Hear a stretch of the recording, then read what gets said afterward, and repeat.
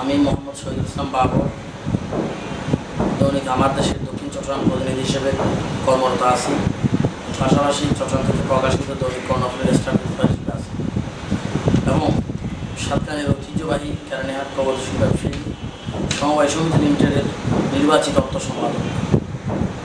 তো গত 26 জানুয়ারি কেরানীহাটে মোবাইল চুরি করতে গিয়ে জনতার পিটুনিতে এক ব্যক্তি আহত হওয়ার পরে 2 দিনের মাথায় সে হসপিটালে মারা যায়।